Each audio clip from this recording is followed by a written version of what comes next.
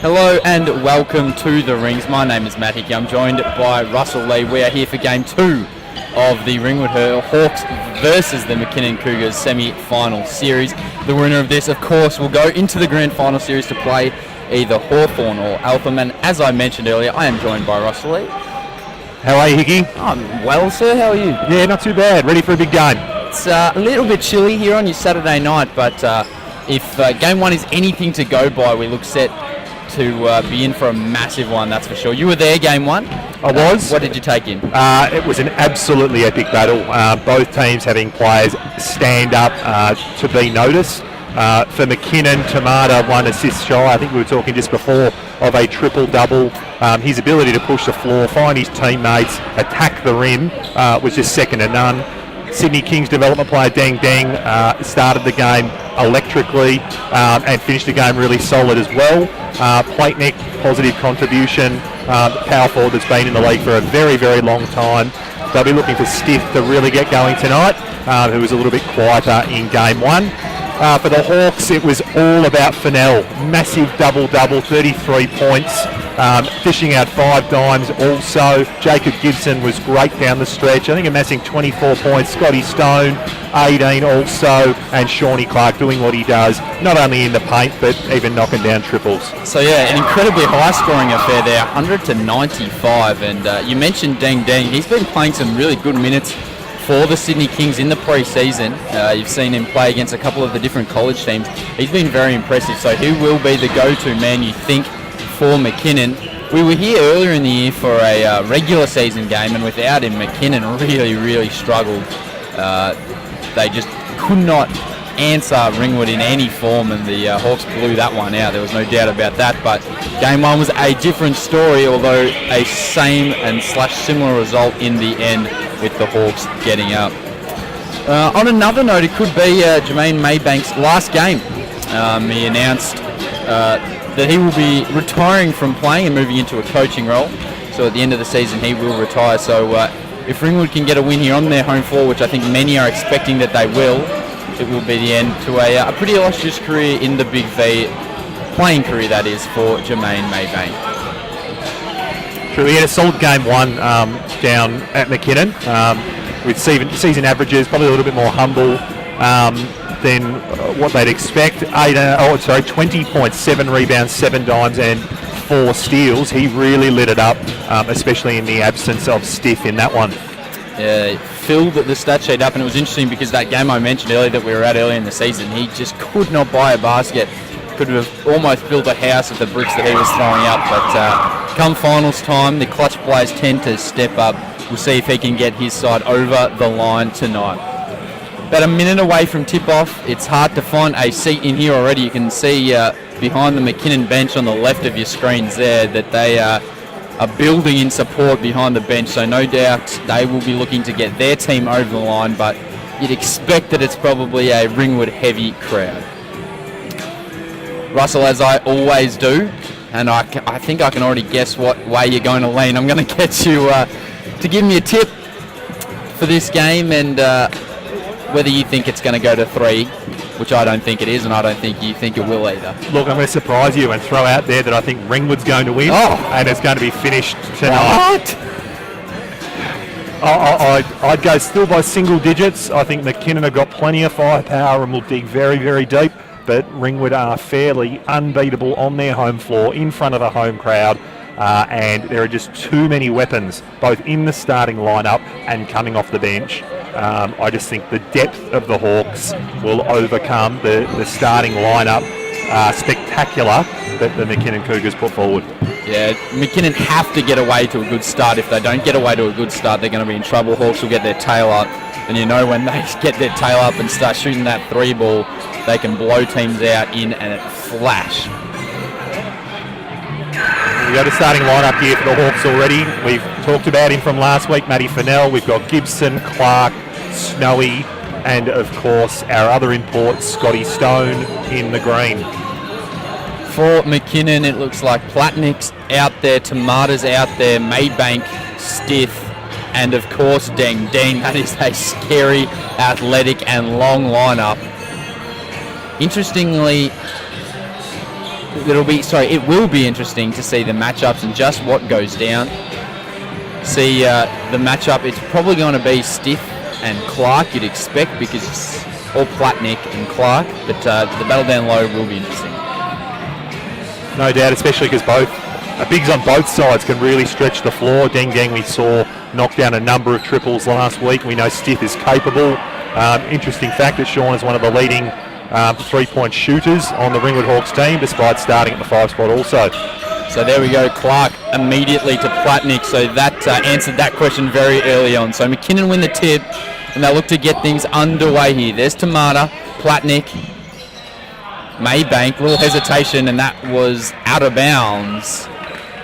And it'll be Ringwood ball, and no surprise, Matt Snowball looking to get on with it quickly. Snowy coming up now, commence the first Hawks offensive touch for the game. Sagging right off him, as we see plenty of teams do, the handoff to Gibson. Got a hack in there, and no surprise that was a foul. He got sandwiched between 2 Cougars players. Already Justin Nelson, coach of the Cougars, and Big V personality, just quizzing the referees on that call. Yeah, early foul there for Tamata. He's got to make sure that he looks after himself on the floor, because between him and Maybank, I don't think they really want anyone else handling a rock. Big mismatch down low, kick to the corner. Snowball didn't want that, and it was out of bounds. He stood on the line. So Snowball again, not wanting to shoot that open 3. There will come a stage in the game where he will let it fly, but early on he wants to get his teammates involved. He's just that kind of player. Yeah, Ken Harrington from the Hawks bench signalling to Snowy to shoot the ball. So obviously has the confidence. He's Stiff at the top of the key. Hard left-hand drive on Fennell. Probably a stiff foul call. He was moving a little bit, but it was an aggressive move from Stith, and the referees awarded him for it. Nice four under the chops there for Fennell. That'll wake him up, and I don't think that's what the McKinnon Cougars want.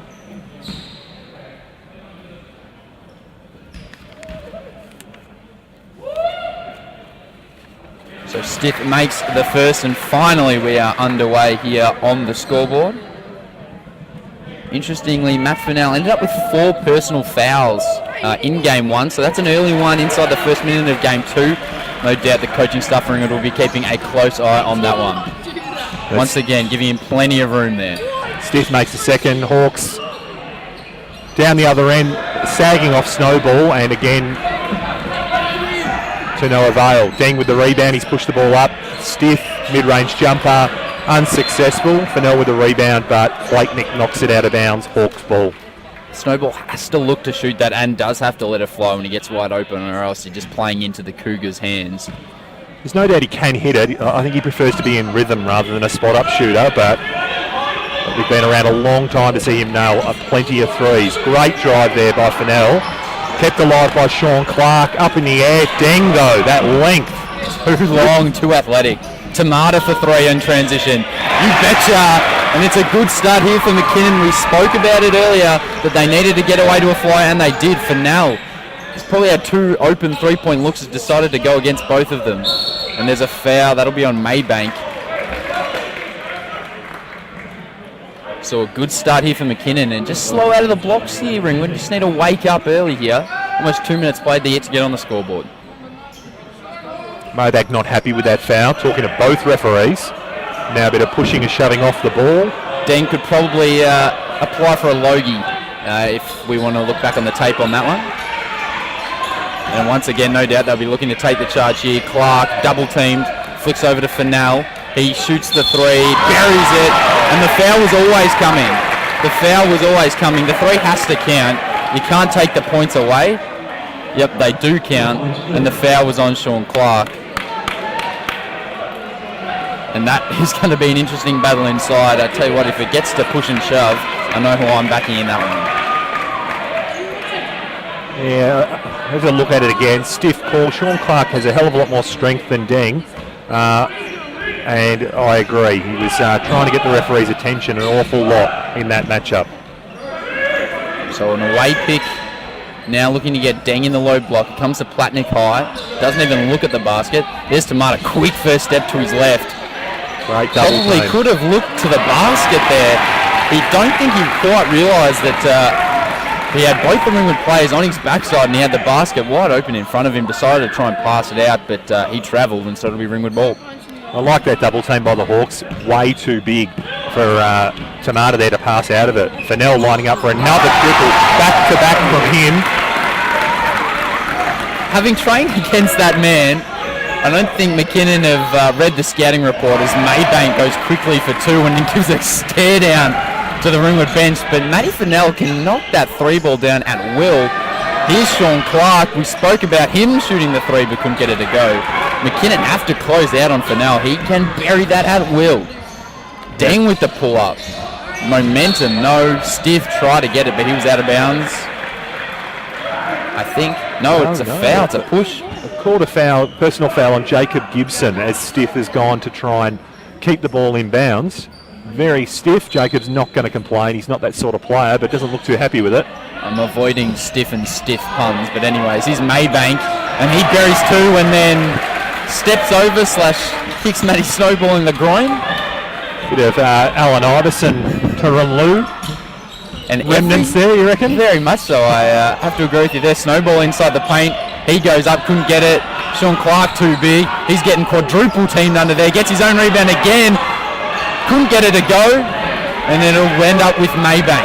Every basket Jermaine Maybank has made so far, he stares directly down at the Ringwood bench, and that's a turnover. Stiff couldn't get a handle on it down low, and Ringwood will come away with it. Snowball just chatting with the referee around that last drive by Maybank, feeling like that he threw an elbow right into his jaw. Safe to say there's a little bit of feeling in this one, Russell. You'd like to think that would be the case where the winner is having a grand final berth. And there's that strength that we spoke about. Just too easily in the low block, Sean Clark gets the nice little lob pass in the low post seal. Deng helpless down there, and Sean Clark finishes for 2 and cuts the lead down to 1. With a double high screen action here for the Cougars. Stiff and Platnick with Maybank. Stiff now 1-on-1, taking Fennell into the paint. Nice bank shot, elevating high over Fennell. Just got a little bit more length on Fennell, but the strength from both players will be a good matchup. Has to be active if McKinnon are going to win. Dylan Stiff. Oh, they almost didn't close him out again. Smart play from Fennell. Snowball will go 3. No, passes to Clark. Step back, decides against it now for Fennell. They're inside single digits on the shot clock. Looking to go to work. Good pass to Gibson. He was active. Someone's got to shoot it. It was an interesting... We'll call it a pass. And there was a push afterwards as well. There is some serious feeling out here. Sean Clark, hopefully not hurt. He's taking a little while to get up. And he looks hurt. This is a little bit worrying. A couple of okay steps there. Might have just gone over on his ankle by the looks of things.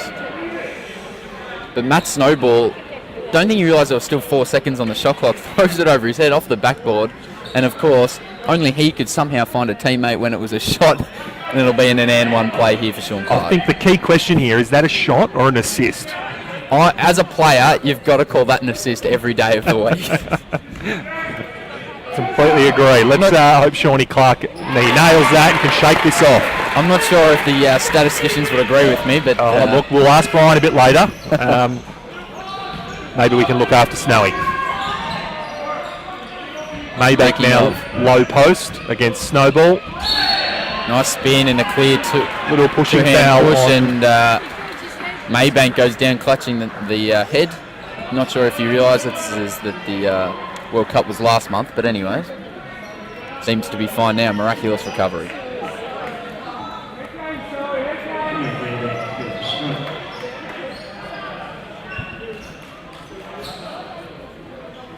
It's like Maybank's taken an awful lot of confidence from the last game into this one, being really aggressive offensively.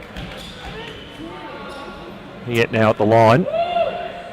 And I tell you what, I think there is one of the officials is just itching for Matt Snowball to say the wrong thing again, and there might be a T or a few in this game as Maybank makes both. And I think that's a warning. There we go. So no surprises there. He's been itching to do it, and he throws the warning out. Another one, and he'll get a technical. Well, sometimes it's another one. Maybe it's another 3 or 4. And there it is. I don't think that was on Snow, though, Hickey. It's on the bench. Coach Ken Harrington asking question to the referee. The referee giving him nothing and simply texts him. That is arguably my quickest crystal ball moment there. Oh, look, I think your insight into this game is exceptional. Is that what you want to hear? It's exactly what I want to hear. So now, Sean Clark asking the question, and this is where players can get a little bit fed up. And I understand with a referee, they don't deserve to cop the abuse that they cop from players sometimes, but if a referee's not even going to dignify the play with an answer or just to speak to him, and there's a flopping warning on Jermaine Maybank, that's when players get a little bit upset. But anyways, we'll move on. It'll be McKinnon ball, low block. Maybank rises up. That was always short. Clark with the rebound. Making a point for him to go at Snowball, but didn't work for them that time.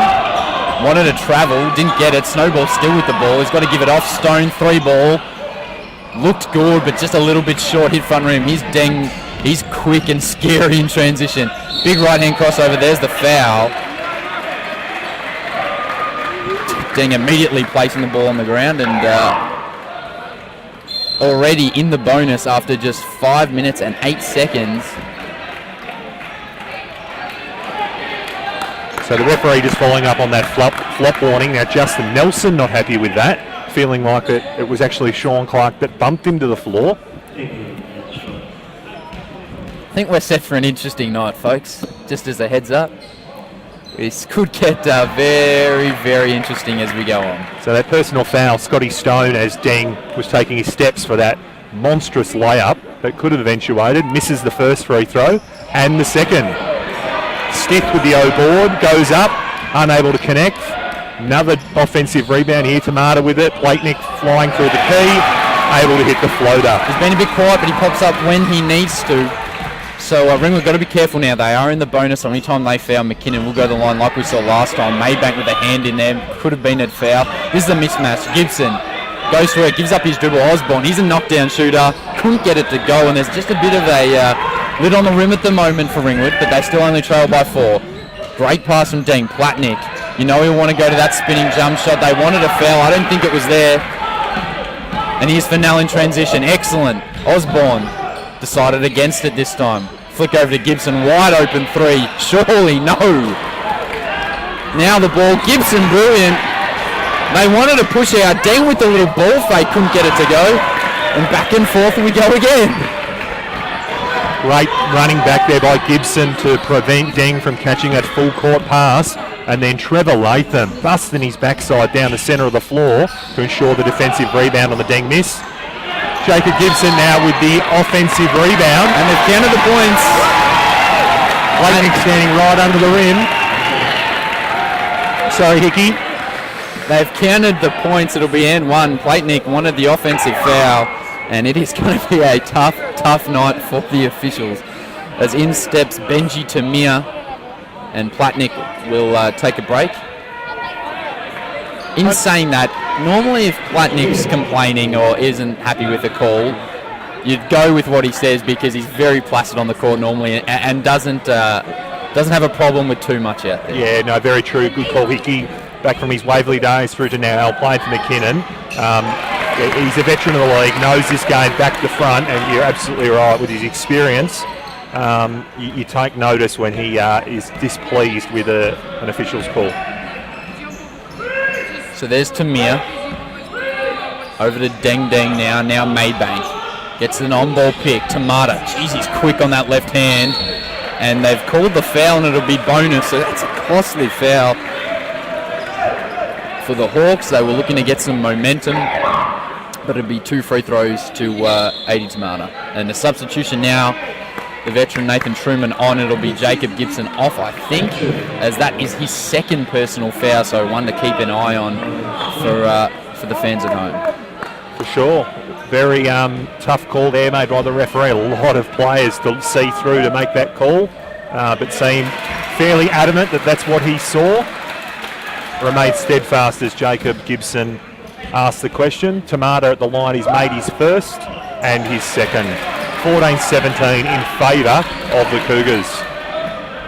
Just get the feeling that this one, we might get some free basketball at the end of this one. Just a little inkling that we might be heading to overtime, but it is very early days as for now, once again, like in game 1, has his way with the defence, glides in for 2. Very few players in the league finish better around the rim than him. Not great defence from Nathan Truman. Maybank really confident and banks one in. Oh no, you cannot celebrate after you've just banked in a 3. Oh no. You cannot be doing that, Russell. He's even chatting to the Ringwood Hawks crowd here.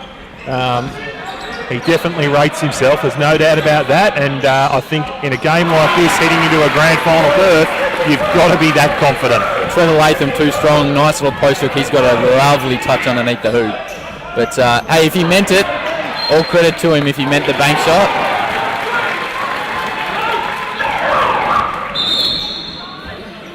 And now Platnik will come back on, and they take Stith out, and I think Justin Nelson saw how easy Trevor Latham got inside for that post hook while Stith was defending him, so he takes Stith out of the game and brings in Platnik.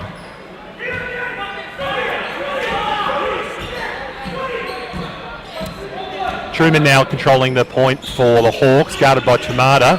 Hawks getting through their set here, looking to go with Truman again. However, not a great pass, you're right. Turnover for the Hawks. Not a lot of top of the key sort of action there. It was all focused around supplying the ball to Big Latham down to the low post. When that didn't eventuate, there wasn't a lot on. So now into a zone. Yeah, a zone for Ringwood. So this is interesting. They've gone into a 2-3 to be a little matchup, and that was easy for Teng. And he shakes his head as if it's to say it's a little bit too easy, but his team's only up by 4 with 2 minutes left in the first. Here's Truman. Now he goes to Latham. So this is the matchup that they want. Easy for Trevor Latham. So 4 points, and he has been good early here. And that is a key thing when Sean Clark's having a rest to get Trev Latham on the floor. He's already equaled the amount of points he scored in game 1 in about 3 minutes here in game 2. Yeah, good call. You know, as good a player as... Oh, that was close to our backcourt. Very, very close. Loose ball. It's Tamir that comes up with it. And the shot clock will reset to 14. Good hands from Scotty Stone. And substitutions.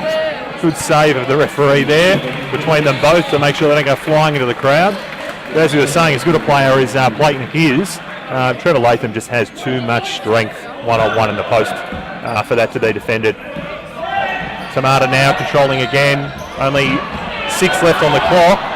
Unable to make that layup to Tamir on the baseline, and 2 free throws. So silly personal. It's a coach killer, isn't it? Yeah, it is. You know all too well, Russell. Absolutely. You wouldn't be known for those though, Hickey. No, It's okay. Maybe some of your teammates. But yeah, since Trevor Latham... Too savvy for that, Russell. Of course. Trevor Latham to the line, 2 free throws, 5 fouls apiece.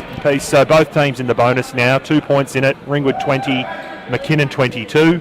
As Latham knocks down the first. Again, Hickey, you made mention of it. He's been good early.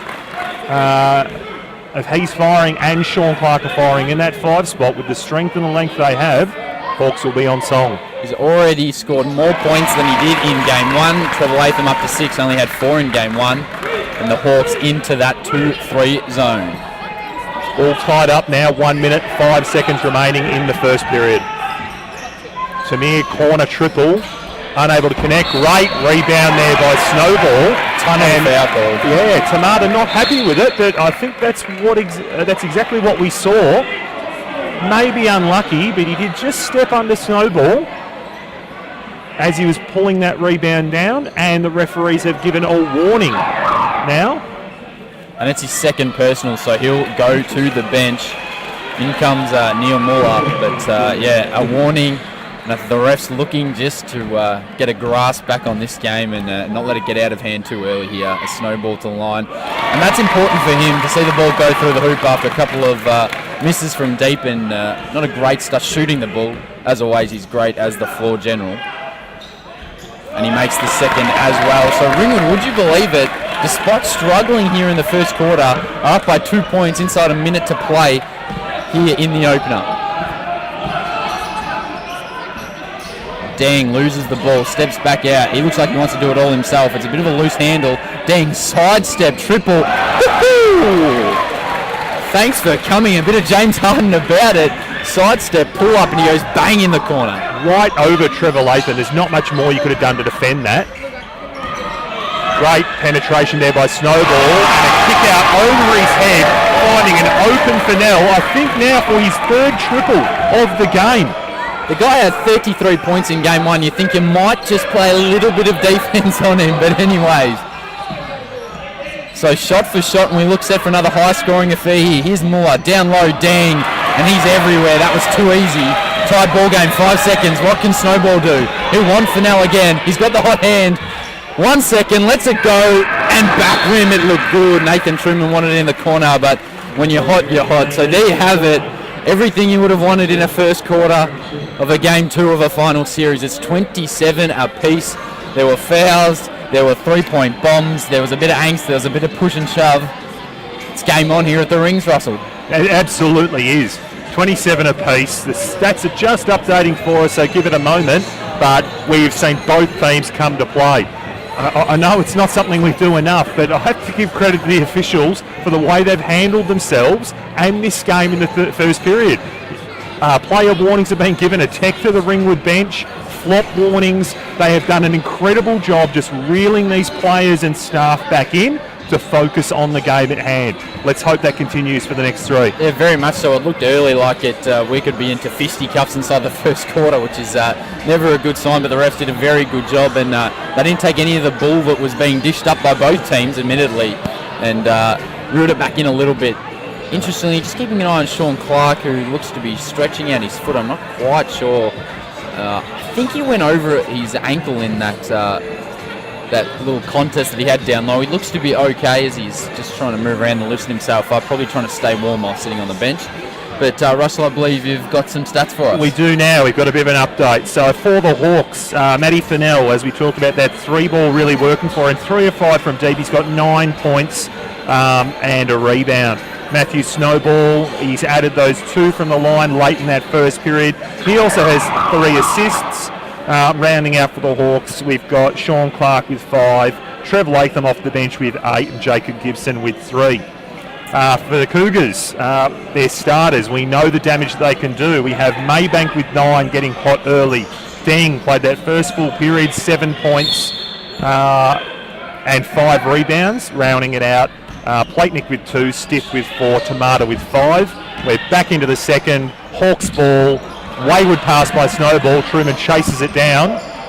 14 left on the clock. Sean Clark isolated in the post. Double team comes. Hasn't found anyone yet. He finally does. Snowball, top of the key. Lets it go. Unable to connect. Matty Fennell fighting for that O-board, but throws it away. Benji Tamir. Tamir stretching out his shoulder, may have just twinged something there. So Snowball again being left open on that perimeter and back into this zone. They watching Tamir. He is a shooter. He's Laycock. Good closeout. Pull-up jumper. No good, and Snowball was good enough to get the rebound over Tamir. Snowy reloading for the Hawks. Sag right off Sean Clark. Great up fake, going straight into the paint. Double teaming in again. Taking on Platnick. Flattened him and made the double. And Platnick grabbing his nose. He got hit pretty flush there. But no complaints from him to the referee on the way past. No, it looked pretty good and clean there by Sean Clark. I mean, it's going to happen when you go up against someone that big, that strong in the low post. Mid-range jump shot from Muller, I think it was. Nothing but air.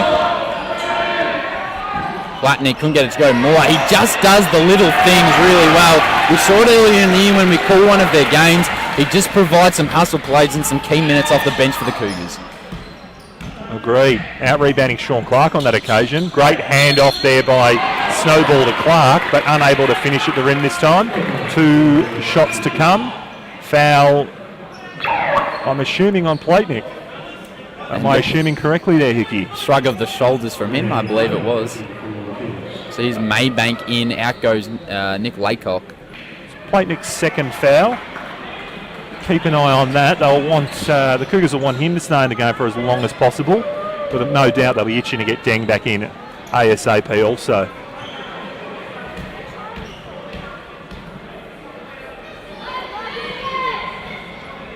The first is good for Sean Clark. He's been good early in this one, no doubt about that.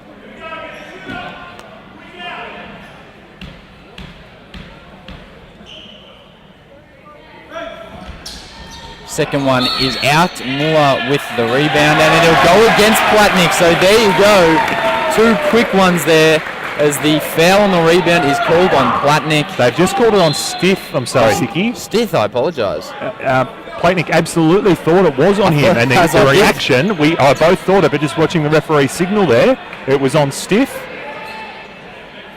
Unless I'm mistaken. No, Stiff's second personal. That would have been Platnick's third. So safe there, but to have Stiff and Platnick on 2 apiece.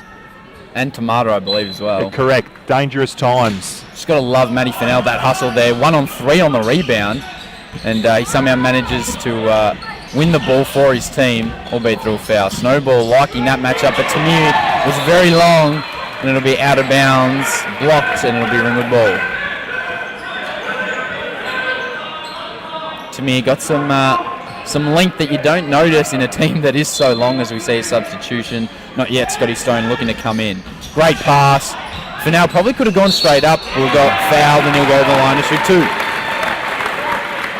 Maybank not happy, again talking to the referee, but I don't know what was wrong with that. It was clear as day. So Fennell to the line, Ringwood Hawks 30-29, lead by 1. 3 fouls to zip. Less than 2 minutes played in this third period, so I'd expect the free throw count to rise and play a huge part in this second period. No doubt a focus for the Hawks coaching staff to emphasise that low post entry and keep racking those fouls up against the Cougars, as Fennell makes both. Now 3-point deficit for the Cougars. Tamata checks back in, Tamir out. Starting lineup besides Platnick for Mueller out there for the Cougars. So we've played just a tick under 2 minutes here in this second quarter. It's a 3-point lead to the Ringwood Hawks, and they still stay in this zone. Tamata happy to launch the 3, couldn't get it to go. Fennell comes down with a strong rebound.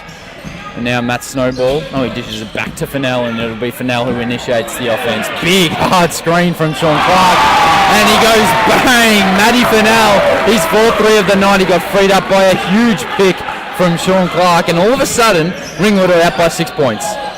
Great mid-range jumper there on the elbow by Deng. Quick transition bucket.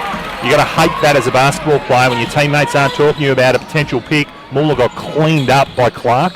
And it wasn't an illegal screen by no means. It was just poor communication from his teammates. A Snowball, open layup, shanks it, and Muller with the rebound. Maybank now, attacking the rim hard. throws it over to Stiff. Deflected. Scotty Stone now streaming up. Hands it off to Clark. Loose ball. Clark, no. Unable to finish at the rim. Matty Snowball, I don't think he thought he was going to get that wide open, and it'll be a foul and 2 shots to Deng Deng. Going back a couple of plays, I don't think Snowy thought he was going to be that wide open when he got to the ring, and he's just had a little bit of a tough time putting the ball in the basket. I think there's going to be a timeout on the floor. Maybe. Harrington and Nelson looking at each other. No. A little bit of cat and mouse between the coaches there as the first is missed. Justin Nelson thought Ken Harrington was going to call a timeout, was getting the chair ready to talk to his troops, and then Kenny said, no, I don't want to. Misses both, and Moore again almost sneaks through for the offensive rebound. It's the last 4 free throws missed by the Cougars, or thereabouts. That will be painful. Oh, Fennell, not a great one. Great keep in there by Stone, but it was to the hands of Deng. That same mid-range jumper, but a brick. Absolute brick. Couldn't have said it better myself there, Russell. Snowball, great awareness. And then a better awareness. Can they finally get something? McKinnon's actually defended that pretty well. Here's Fennell, open for 3 again. This time, bit on the up fake. Snowball, free throw jumper. As casual as you like, he cannot buy a basket. But on the finish was Matty Fennell, and he says, let's go. As a timeout is called, he's amped up, and he is dominating just like he did in game 1. And it is Ringwood that have a 37-31 lead. Yeah, good call there, Hickey. I'm just watching both benches. And McKinnon, heads down, not happy with the way things are going. I love what Sean Clark just did. He ran straight over to Snowball, put his arm around him and said, shoot the ball, shoot the ball. His teammates have utmost confidence in him. I know he's the playmaker and he'll find all the blokes on his team anywhere on the floor at any time, but it's great to see a guy worried about that mid-range jumper or even that triple, his teammates rallying around. And Ken Harrington and Damien Smith went and did the exact same thing. Didn't even bother going to their team early in the timeout. Went straight to Snowy and just said, mate, relax, you've got this. We know how good you are and we know you can put the ball in the basket. Love that as a coach. Absolutely love it. Indeed. So 6:21 to play in the first half. It is Ringwood up 37-31. Across town, of course, the Hawthorn-Eltham game is just about to get underway. So while that progresses, we'll be keeping you up to date on everything that happens there. Double watch here. Deng Deng now with 9.7 rebounds. Maybank with 9 also for the Cougars. For the Hawks, it is Fennell. 18 points. 4 from 7 from deep. 6 rebounds. He is having a monster. 6 minutes remaining in this second period. 18 points, I should say, already. Could be on for a 50 piece if he keeps going at this rate. Here's Platnick. He's had a tough time of it as there's a bit of an alarm going off that finally gets turned off. I think somebody was stepping in the emergency door. Anyways, here's Snowball. Truman was there. They finally got it to him. Great pass. Sean Clark couldn't finish. Maybe could have gone on the reverse side. Anyway, here comes Deng Deng. Little dump off pass to Maybank. Will he bank this one in? No, he doesn't. Here's Sean Clark, and away he goes for now. They give him the ball because he's just that confident at the moment. Deng's gone to him and sticking with him fairly closely. Double team low post Sean Clark, Matt Snowball. There you go. And the bench and the crowd absolutely love it. We just talked about it. Getting around Snowy, making him, or requesting, encouraging him to shoot the ball, and he is rewarded with the faith of his teammates. 9-point deficit now. Hawks gone back into a bit of a man. Stiff unable to connect on that low post. Got the offensive rebound, knocked loose. Snowy with it. He was in the key for a long time as well. Legs were flying, arms were flying everywhere. Truman, great take, and he finishes with the layup. And another timeout for Justin Nelson because this one's getting out of hand. It's 42-31. And going back to that Snowball 3, you mentioned it earlier in the game. He prefers to be a spot-up shooter in rhythm rather than coming off the dribble. And that one gave it in, got it back out, set his feet with the catch, and he buried the 3. So a great call from you there, Russell, identifying the way he likes to catch and shoot the ball.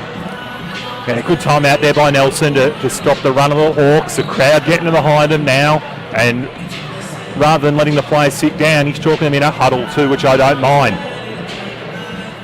Keep that adrenaline pumping, motivate, and hopefully he's got his leaders in there communicating about digging deep and making sure they just close the deficit heading into half-time.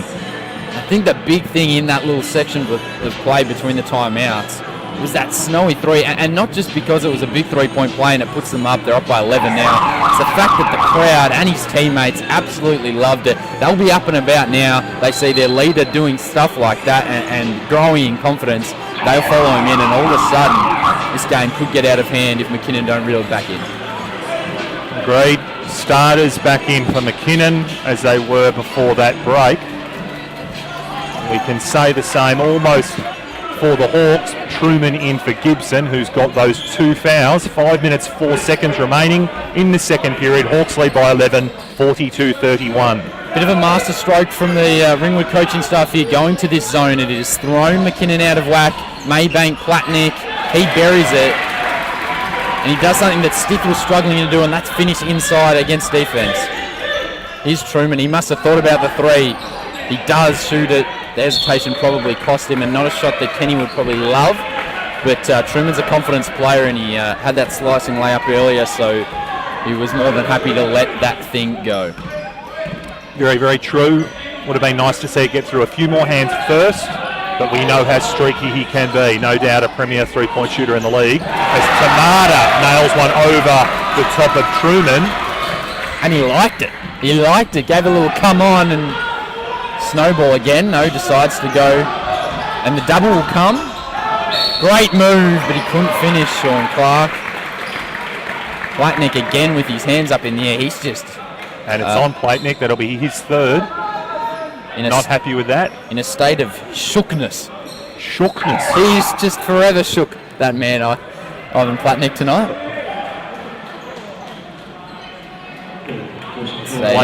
Platnick takes a seat. So this to push it back out to 7 and or 8 points. Wilson's checked in. Clark at the line for 2. Wilson's first minutes, and he is a hard-nosed, barrel-chested big boy is the best way I'm going to put it. Yeah, very, very Without fair. sounding too much like Brian Taylor, that's how I would explain him. He with the big long beard and the man bun as well. Look, I'd rate you at the sort of level that BT is, Vicky. Is that a compliment? Yeah, it is. It is. I think he's a great commentator, and you're in that realm, no doubt about it. Sadly, we've got a game to get back to. We could just keep talking about that, but anyways, we'll get back to the action as McKinnon have the ball. They trail by 8, 4 minutes to go. Stitt, that is a deep three. And Scotty Stone, he's been fairly quiet, but he comes through with the board there and picks up the stat. He won't remain quiet. Truman now handling the ball point. Guarded by Deng. Interesting matchup there. Clark, high rise out of the key. Now taking on... falling away, taking on Jack Wilson, who's just checked in. Tamada out of... That's a tough ball there for the Hawks. Saved by the referee. Personal foul, Truman. Blocking foul. Clark taking a rest now for Latham, who checks back into the game. Substitution also looking like it's going to come for McKinnon. That'll be, I think, Tom Parkinson. Yes, he'll be stepping in. Osborne in for Truman. It was one of those foul calls where I think if he got the pass out and it wasn't a turnover, they're going to let the play continue.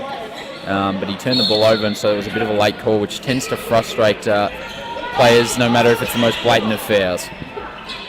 Because they think they may have gotten away with it. But anyways, 12 seconds on the shot clock. Maybank, he's been confident. Has been loving pulling up for a jump shot. That was the right idea. The back cut was probably there, but the pass just a little too strong, and it's out of bounds, and away come Ringwood now. Just over 3 minutes to go in the second period.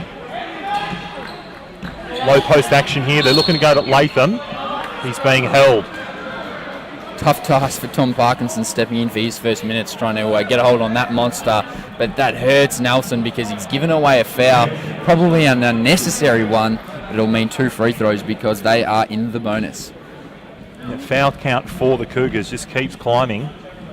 Still 3 minutes to play, and every time There's that personal foul called as Latham makes the first, take the lead back to 9. They're heading the charity stripe. So a quick score check over in that Eltham-Hawthorn game. Of course, Hawthorn leading that series 1-0. The winners of these two series set to play each other in the grand final. It's halfway through the first and it's 10-10, so a very even start over there at Eltham High School. McKinnon reloading now as Latham missed that second free throw. Tamata attacking 4 players. Stephen Osborne with the sticky hands takes it from him. Scotty Stone in transition on a great pass from Fennell for an easy 2, lead back to 11. If he'd had a hot start, I'd half think he might try and throw that thing down. There's another strip, but he was just happy to see the ball in the basket. Here comes Snowball. Great take, and one! He couldn't finish the wide open one earlier in the quarter, but he gets barreled over there, finishes brilliantly through traffic, and he'll go to the line to push this lead back out to 14 points for the first time tonight. A great take there. Again, you can see his eyes darting all over the floor, just waiting for one of his teammates to present, but open layup and a great call there. He's just finished absolutely getting poleaxed at the rim. Hit that ball hard. Luckily the blue cushions are there. The teams just tend to sag off, and even when he's in that position on the ring, you've seen him so many times, you take a quick step over, flicks it over to the big, and it's an easy little put back, a little put in, but he sets himself up and finishes the 3-point play. So now still into the zone, I think. Yes, they are. There's Tamata. Now at the top, 3-point basket is a brick, but dang, and one. I thought so. There was a knock on the rebound. Just too athletic. You've got to check him on the boards or he's going to fly over the top, and there was a bit of an arm chop in there as he finished. It's always a danger on a zone, isn't it? And guys running from the perimeter, streaming in, offensive rebound, and for someone that athletic, it's bread and butter. So just while the teams are going to the timeout, Nutty Fennell walking in a straight line, caught Deng on the way through, and as he's done most of the night, Deng just having a few words to the referee and gesturing, saying, what have I done wrong? The ref's just having a few words, but 50-38, what a start. What a second quarter, I should say, for Ringwood. They are out to an absolute flyer, and it's looking to finish in a similar way and a similar scoreline that Game 1 did. Absolutely, and it's not the offence that we're impressed with, it's the Hawks' ability to lock down McKinnon in this second period. After 27 apiece, McKinnon have only accumulated 11 points so far in this second period. Still 2 minutes 20 to play, but defence now for the Hawks, the main focus. Indeed. Referees now signalling for the teams to return. But as normal, there's always those couple of extra words that the teams have to get. Now, here's a question for you. A question without notice, Russell. Has a team, if they're still in the huddle, ever actually walked out after the first whistle of a ref calling them from a timeout? Now, there's some teams who go in and they'll take a 20-second timeout and they'll be waiting out for the other side. But when both teams are in the huddle, I don't think a team has ever gone in on the first whistle. No, that's very fair. Very fair. There's plenty to say in a huddle sometimes, especially if you're the one that's called the timeout. If it's your opposition, you might get out in a timely manner. 12-point deficit now. And another missed free throw as well. Sorry to interrupt you there. Yeah, you spoke about it earlier. Interesting that that's been the case for the Hawks. Great block there, but questioned by the Hawks bench. Did it hit the backboard first? Stith spotting up, triple, no go. Stephen Osborne behind the back on the defensive rebound. Kicks it out to Scotty Stone, top of the key, triple, rimmed out. Tamata now streaming down the floor. Boy, that young man is quick. Tracked well by Osborne, but personal foul as Tamata slips over. Unlucky, but love the effort, making sure that he can't attack the paint like he did in Game 1. Too quick for himself there for a second, and that's stiff for Osborne. You've got to feel sorry for him there. If Tamata didn't slip over, it would have been excellent defence and ended without a call, but he fell into him. So 4 now. So another foul here for Ringwood, and they'll be in the bonus. It'll be free throws from McKinnon. Another short 3 on that occasion from Jack Wilson. Here's Stone. Hands off to Osborne.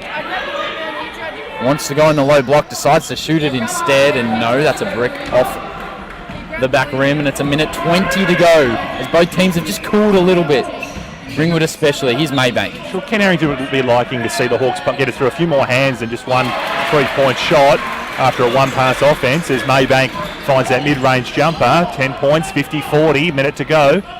Statistically, in terms of points per possession, the mid-range jumper is probably the least effective shot in the game, but Jermaine Maybank is just knocking it down at will. For now, somebody find that man on the perimeter. Any danger of getting a hand up to Matty for now.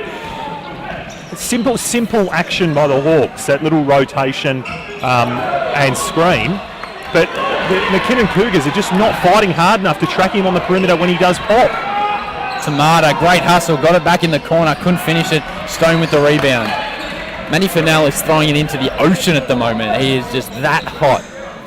So expect him to hold for one. There's about a 6-second differential between the game clock and the shot clock.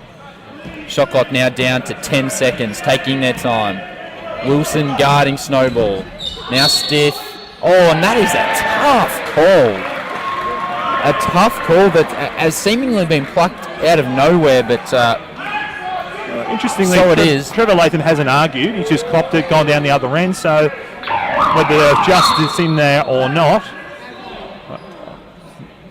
Michael Salty going to check in. Yes, he will. He didn't want to come out. But Salty checking in for the final 12 seconds. Will match up against Wilson. Maybank now picks the ball up. Snowball guarding him. So 10 seconds now. Wouldn't be surprised here if they let Maybank take it, although...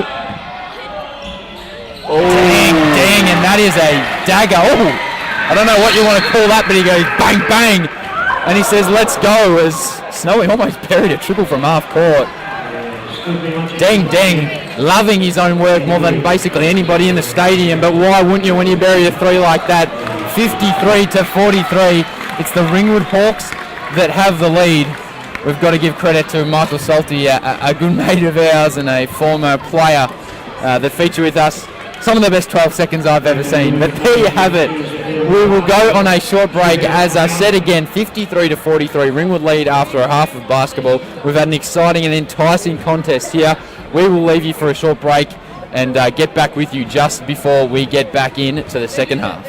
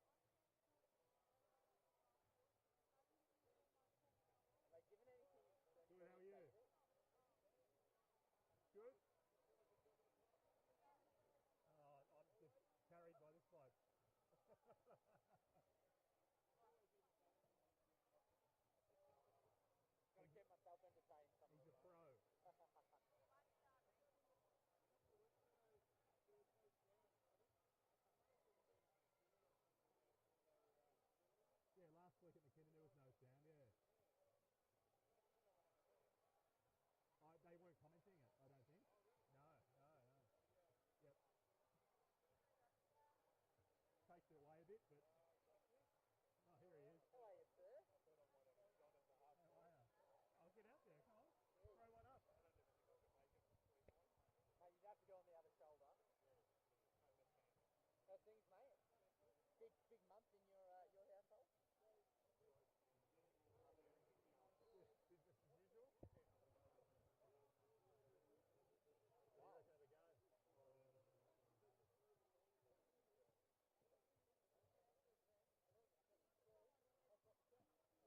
turn to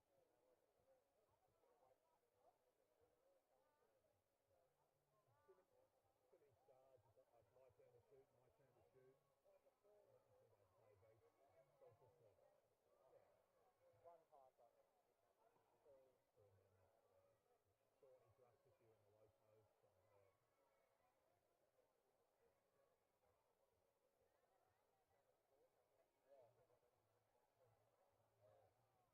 Fair call. Cheers. Good to see you, sir. I'll Tony. Move the stick, no up and down, no zooming. You watch it on me.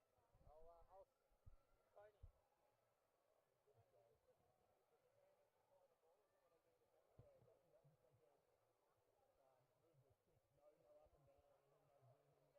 friends for ages.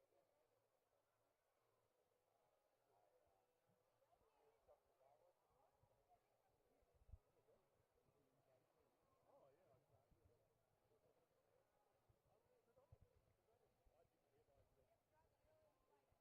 okay. They are great. Good on him. Yeah. I'm very, very pleased for him.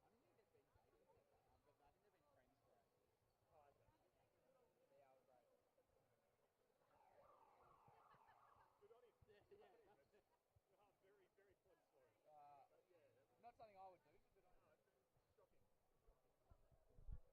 shocking.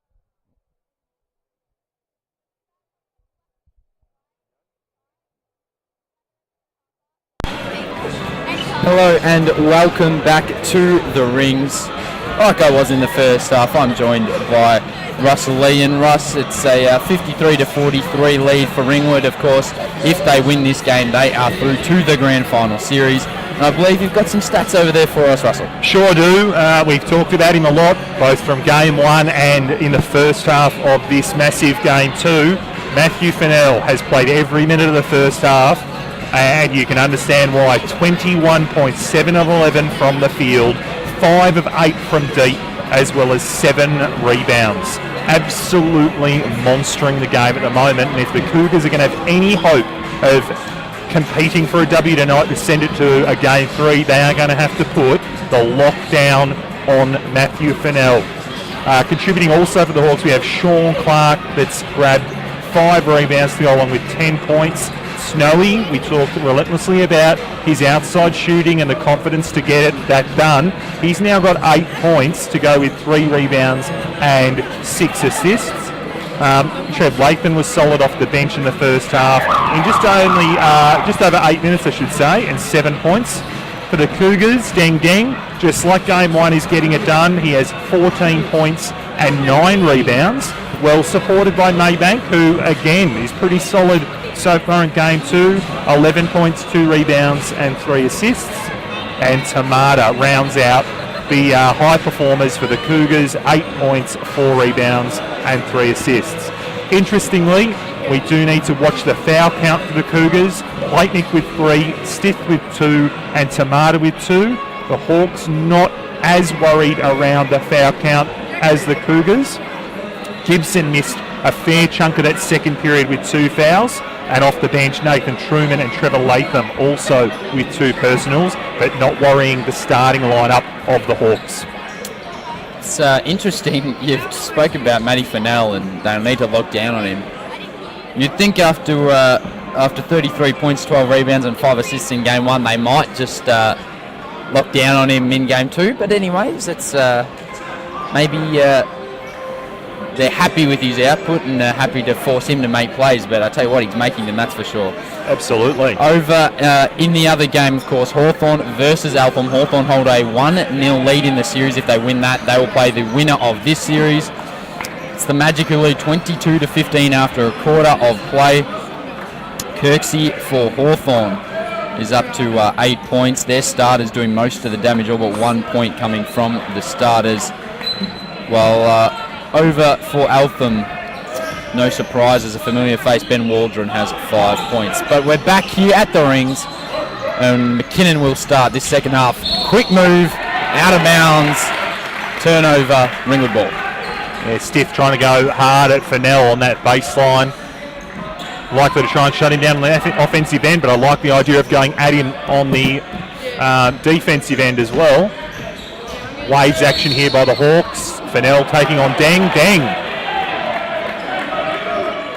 Pushing foul. Nice argument there with the referee, and no warning for him. Interesting.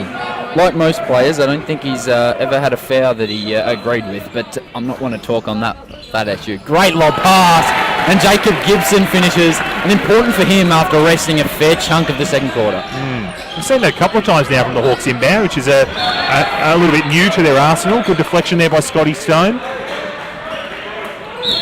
Baseline ball for the Cougars. Quick inbound. Platenick, Maybank guarded by Snowy. Ooh, Loose handle. Here's Platenick. Loves being down here in the low block. Just uses the momentum and push off. Just quietly, if I was taking anybody in a staring contest, I'd like to nominate to represent me, Deng Deng, because I think after about everything that happens, he is staring at somebody, whether it be in the crowd, the referee, or an opposition player. Gibson says, you've got to respect me a little bit more than that. Just holds the ball aloft, shoots above Tomato and buries two. that he did. 14 points again, 57-43 in favour of the Hawks, as the Cougars now battling against a man again from the Hawks. Stiff turnaround, unable to finish. Almost pulled down the offensive rebound, deflected there by Fennell, picked up by Gibson as the Hawks look to reload. He has all the athletic qualities to be an out-and-out star, but Dylan Stiff, a great player, no doubt, but just misses a couple of those inside shots that he has to finish. Sean Clark in rhythm, trying to bank one in himself, and Gibson is active on the offensive boards. Here he is for three. He started hot, couldn't keep it going, and it'll be a push out on Sean Clark on the rebound. McKinnon had to come out strong here, and they've started slowly, and he just cannot do that. 1-0 down on the road on a Saturday night in front of a big crowd. Yeah, very true. Sean Clark unhappy with himself there, acknowledging it was a foul. Those coach killers you talk about, Hickey, don't want to give those away just on a defensive rebound. Lob pass out to Stith. Can he do better from the outside? No, he can't. Deng was all over the rebound, but Snowy was too good. Read it well enough. He'll look for the handoff to Gibson. He's been playing well. A little hesitation. Great pass. And it will be McKinnon ball, although Gibson wasn't happy with it. And we saw in game one, he utilises that hesitation. It's not much. It's not a really over-exaggerated move. It's just a little hesitation with the head. A little slow down at pace, but he just burns people with it. But couldn't quite set up Sean Clark on that occasion. Still going with the man here for the Hawks as Stiff looks to take on Fennell. He's really looking to get himself involved, almost forcing it at Fennell. Personal foul called, but not on Fennell. It's been called on Sean Clark by the looks of it. That will be his third personal foul, unless I'm mistaken. No, it is, as Trevor Latham moves to the score table to check in for Clark. Latham also with 2 fouls, so Ken now will no doubt be considering what his rotations look like moving forward. It's an interesting one. I think against this lineup and this specific lineup, you could probably, if they both got into trouble, run small ball for a couple of minutes. Matty Fennell can more than hold his weight on the inside. Gibson's long enough to defend in the post. Stone as well. If you bring in somebody like Nathan Truman, who's also got some strength and can defend on the inside, you'd probably be able to play small ball against a lineup like this. Rebounds, of course, would be the worry with the length and athleticism of McKinnon, but I think the Hawks would be able to hold their own if it got to that point. Look, I tend to agree as Stiff makes both free throws. A positive sign there for the Cougars as they missed way too many in the first half. Trev Latham double teamed in the low post. They're looking to go still to the paint, but deflected, out of bounds, Hawks ball.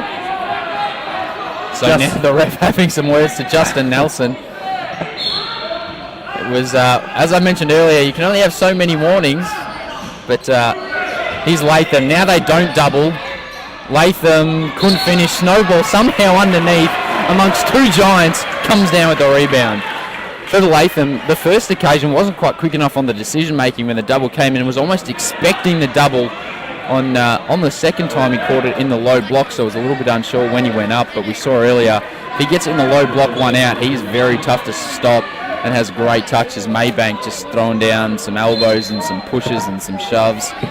As that is as easy as it gets, like absolute clockwork, a coach's dream, seeing a drawn up inbound play go down that easily. They were so worried about that 3 ball that Fennell just stepped right around uncontested. Deng, nice looking 3, but it's rimmed out.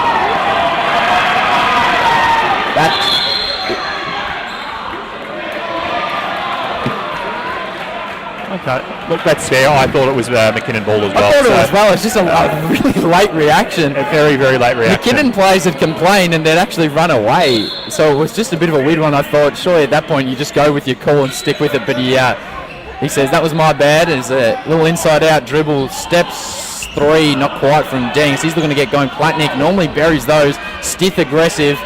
Latham looking to get in on the rebound. It's an absolute tug of war. It's a jump ball. And it will be a Ringwood ball.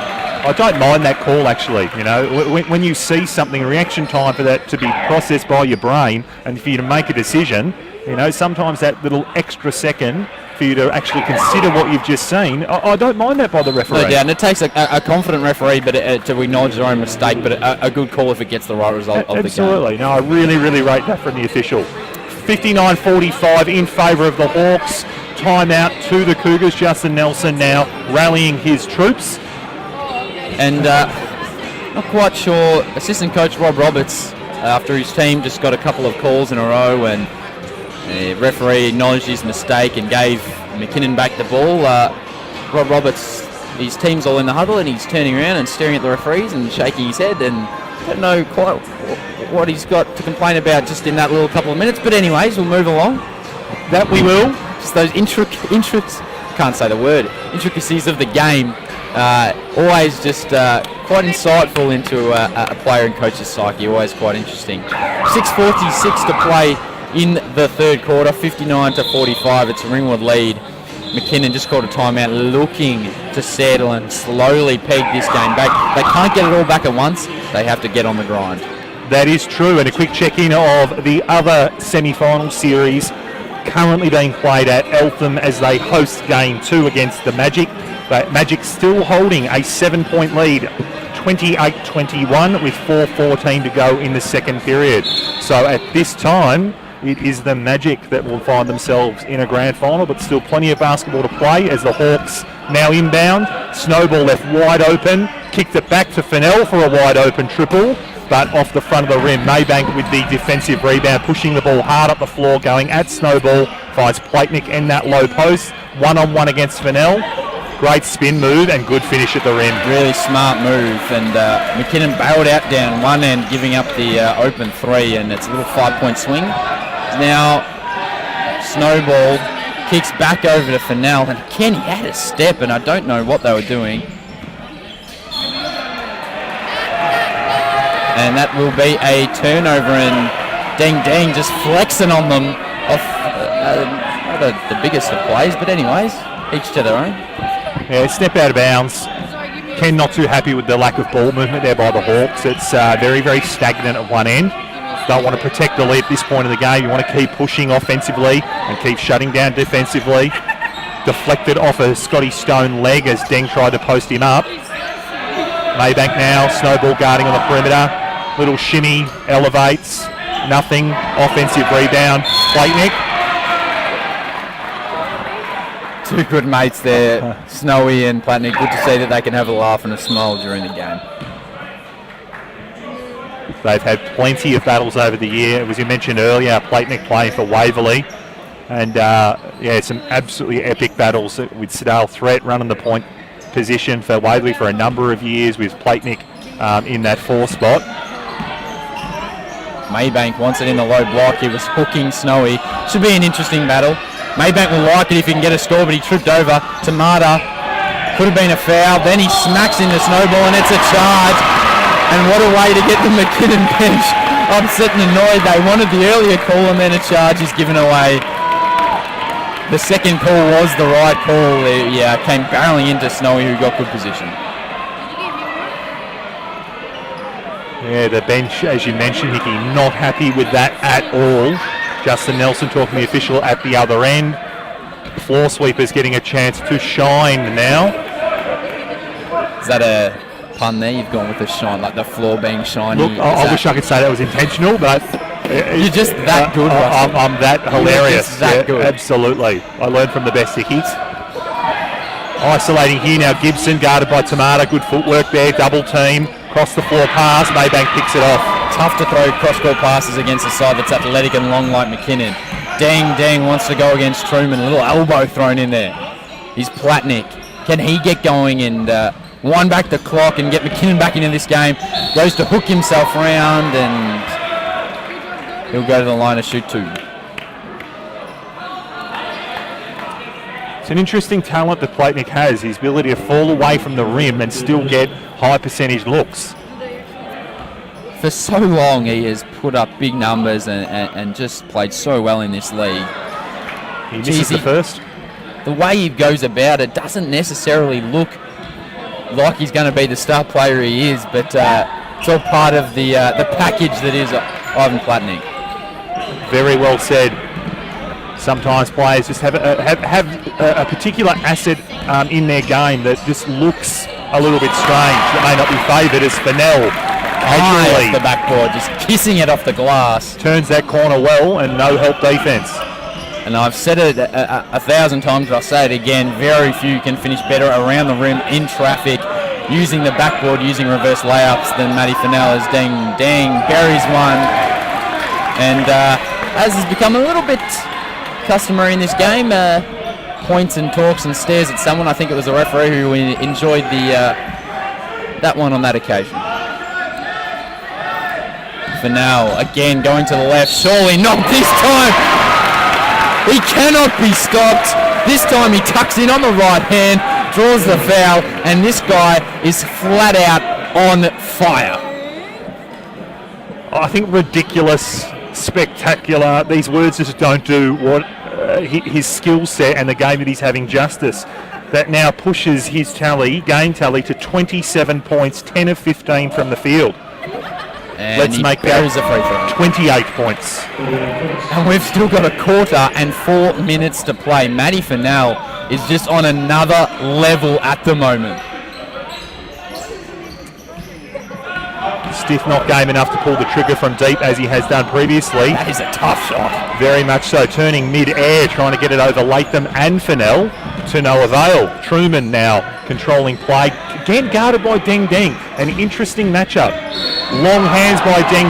Probably got it. And has a technical, no surprises. And he goes at the ref again, and it could have almost been a second with the aggressive nature. Deng, he's been pushing the line all game. Sorry to interrupt you there, Russell, but it was just coming. And look at the stare he's giving the referee. I tell you what, some other officials might just send him out right now. Interesting.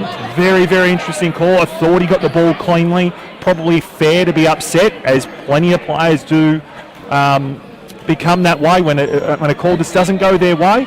But his reaction definitely warranted a tech foul, unfortunately, on that occasion. Indeed, it was a stiff call. It probably he's long enough to get that ball and for it to be clean. So absolutely. A potentially stiff call, but just silly, and a bit of a immaturity thing almost on that occasion from Deng. He's been so good and he plays on the line, but he's just got to be smarter than that when it comes to because his team needs him out there. He's just that good. He's been McKinnon's probably best player on the court for across game 1 and 2, and they need him out there. They cannot risk him being sent out of this game. Costly there because that puts him in the bonus. So the fifth foul plus a technical, and Truman goes 3 of 3 from the line. And it's a thing to point out. We saw Snowy also early, clearly not pleased with the referees, but he's been around the league long enough to know where the line is and when to just have a step back and stop. And in rhythm, speaking of the man, that was a brick, but Gibson was fouled heavily, and nothing McKinnon could complain about that one. He'll go to the line to shoot 2. And Jacob Gibson not necessarily finding a lot of shots, and a lot of attack in the offense, but he's making his own baskets, attacking the glass, and he's a long and a lot more athletic than you think at first glance. Absolutely. He's had a quieter game compared to what he would normally be able to contribute at this level, but those fouls that he had early in the piece have limited his minutes. He's currently got 7 points. Missed the first, and now looking to nail the second. And he does. This game out to 19 points, would you believe? As in comes Laycock, outsteps Tamata. Justin Nelson clearly confident enough in Deng Deng to leave him out there, despite emotions running high. And Deng Deng will want to go to work here. He's got Nathan Truman on him, but decides to pass it off. Stith. Good ball movement here as Snowball gets knocked over, gets back up. He's clutching his left arm. Here's Maybank. Good help defense, but a good finish from good finish from Maybank. Latham was on defense, and Snowy could be in a little bit of strife with that left hand. I think he was clutching his arm or his wrist. Took a bit of a fall, but it doesn't matter because he can just do it all with his right. Great baseline cut from Jacob Gibson and a great find. His passing skills are at another level. We said Jacob Gibson's had a quiet game, but won't take him long to get going. They're happy to go under that little pick and roll or screen situation for Maybank and let him keep firing. Surely not. He was bound to miss one eventually, Hickey, as Fennell looks to take the ball at the paint again. Scoop shot just remotely in the vicinity, but will earn himself another couple of shots to push out his personal tally to potentially 30 points for the second consecutive game. Tamir and Wilson in. Stith takes a break, and Snowy down there, and just having a sip of water down on the Hawks side of the bench, but didn't use his left hand at all. I think he's a little bit worried. It's an elbow into his left arm, so just something to keep an eye on. He looks like he's going to stay out there, but just in a little bit of discomfort.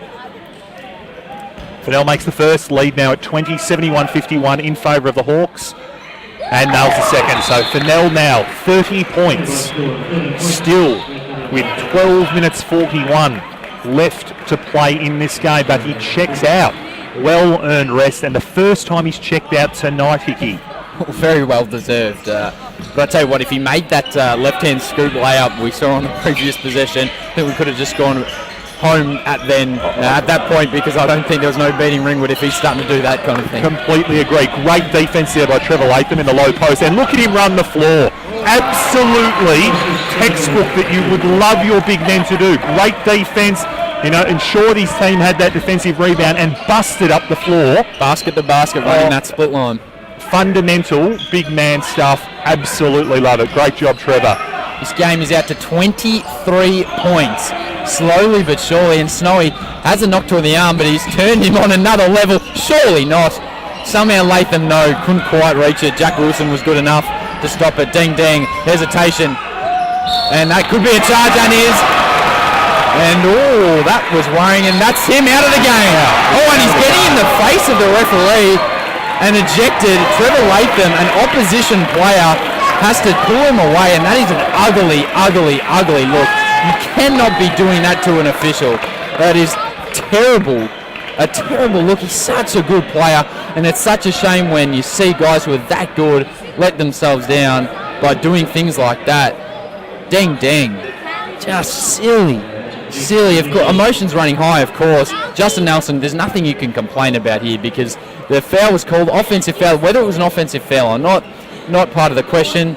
Ding Ding gets up aggressively going at the ref, slows down, has a few words. Ref gives him the second technical. That's an injection. And then in a real just bizarre, so you don't see it happen at all. Ding Ding getting in the face of the referee, standing up and over the top of him. Mayback can't complain because Ding Ding is that kind of thing. If he does anything, lays a hand on the referee, that's weeks. He's out of the game. That's terrible. And when a guy like that has an MDL contract lined up, a massive step in his career, you just cannot be doing silly things that could potentially hurt you down the future like that. Absolutely. I mean, whether it be a tough call or not, Snowy's drawn that charge. That was his fourth personal, irrespective of the ejection. That Tech fouls his 50s out of the game no matter what. and he's got himself now disqualified. So I believe now we'll have free throws to come for the Hawks, plus the possession, although it was their ball anyway, but progressed up the floor. 1:49 to go, 74-51 in favour of the Hawks, 23-point lead. This is now about pride and digging deep for the Cougars to lose a player of the calibre that Deng is, the scoring machine, the rebounding machine, the shot blocking defensive machine that he is. They're going to really, really struggle now. Indeed, you cannot step up at a ref like you're about to throw hands. That is just a thing that you hate to see, especially with so many young kids here watching a guy that can seriously play the game and is set to play on the highest level this season, and he's doing things like that. That's just ugly to look at. And to be honest, it's interesting as we see Truman at the free throw line couldn't bury the second. McKinnon, his teammates, also have to be aware that this guy's on edge. He gets up, complains about it, pull him away. It took Trevor Latham, an opposition player, to pull him away, and whether also Justin Nelson should have taken him out of the game just to let him cool off a little bit. But as we see, Truman misses, but Latham, good offensive rebound, and there's a foul, and he'll go to the line to shoot two, you'd think. Yes, he will. You've just got to be more aware than that and be switched on. As we see, there was a couple of the younger and development champ men McKinnon players went down and just followed Deng Deng into the locker room to make sure that he's not going to do anything too silly as he's sent out of this game. But the crowd just a little taken aback by that, because you just do not see someone, a player, step at a referee at this level. Very true. Trevor Latham at the line now for two. He makes the first. 24-point deficit, 1:42 to go in this third period.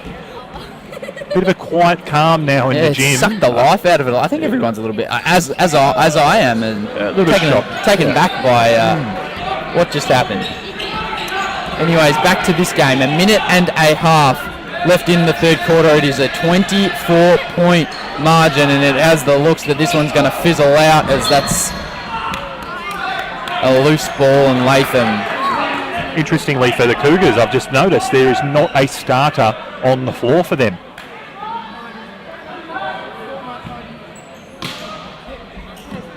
Potentially already the cue in the rack with a quarter and a minute to play, but who knows? He's Laycock. He can play, this kid. Latham, good defence, and there's the shove off and another offensive foul. And I tell you what, Justin Nelson can't believe it, but the forearm extension was there. It happens like this. A couple of calls potentially don't go your way. And I can just... the foul's on Tom Parkinson, and he cannot be on 5 personal fouls because he's played about 2 minutes of basketball. And no. The bench says no. He's allowed to stay out there. Tom Parkinson, I think he's been on for under 5 minutes. I thought that is the quickest 5 fouls you've just about ever seen. And he'll stay out on the floor, and just a bright smile coming on his face. It's just all falling to pieces for McKinnon. But Ringwood have been too good. That they have. Double high post action here. Osborne coming off, taking the paint with a wayward pass as Muller picks it off. There's a foul, and it's just a silly foul. Sorry, not silly foul, but you got what Muller was trying to do. He's trying to draw the foul, go and one, but he slowed down so much. He could have just finished the easy two, take the points. You're down by 24 points. You just need to get some points on the board. But he decided to look for the 3-point play, but now instead he's go for maybe having 2 instead of having a gimme 2, because I don't think Stone was going to get up there and block him up at the rim. No, true. Muller at the line, knocks down the first. Just under a minute here to play in the third period.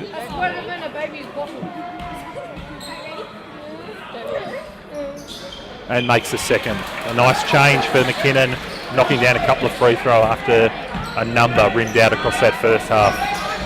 So just a couple of silly turnovers. Sorry there, Russell, from Ringwood. They'll be just looking to settle this game back down here. Don't need to force it. Just relax, get a good look. And there it was, but he couldn't quite finish, so Latham cooled off a little bit from that first half. I think even in the play, we talk about everyone in the gym, but even the play has just been the life has been sucked out of it a little bit here. People still in a little bit of shock as to what's gone on. Don't expect Ringwood or McKinnon take their foot off the pedal in relation to the gameplay here. 3 seconds left on the shot clock for McKinnon, deflected out of bounds by the Hawks. They're going to have to get a quick shot here. Nice screen away action. Laycock. Flat as attack. I think it copped a little bit of hand. That'll be shot clock violation. It should be. And it will be. Gibson with a bit of emotion against...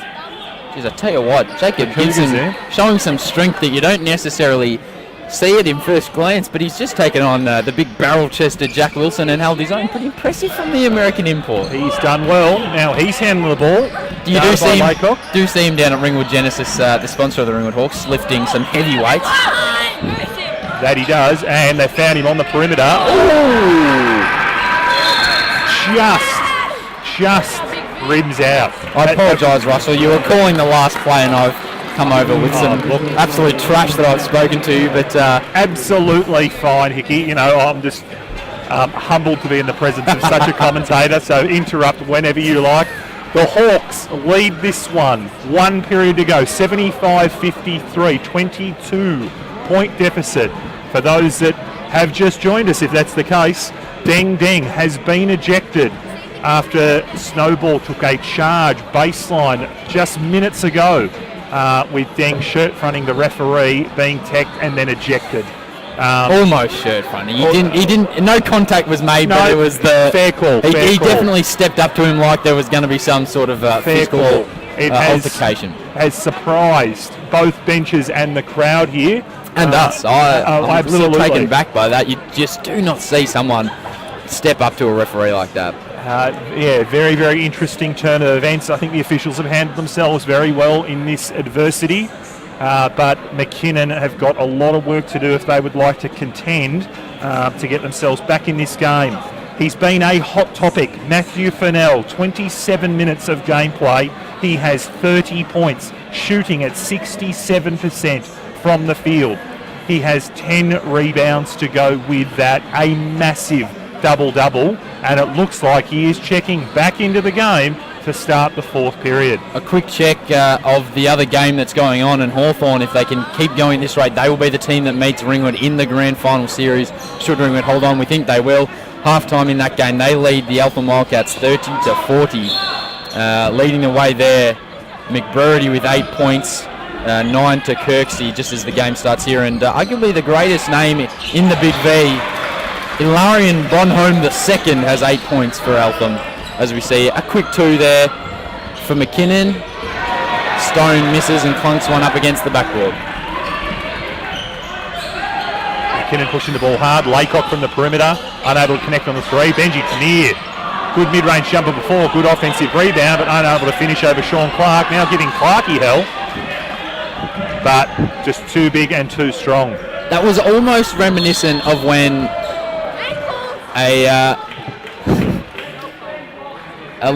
little kid goes at their older brother, and the older brother just puts the hand on the forehead as they're swinging wildly underneath. It had shades of that. Definitely did. Personal foul by McKinnon here. Hawks will now inbound. Fennell guarded by Muller, top of the key. Fennell behind the back, lost control. The help defence came, and that's what I'd be expecting McKinnon to do all game, let alone just in this fourth period. Good to extra limit pass. His impact. Nice reverse layup there by Muller, fouled by Gibson. Good play from Tamir. He was in mid-air. He was going up for the jump shot. He was just about to travel and quickly flicked the ball over, and it's a timeout. This time to Ken Harrington.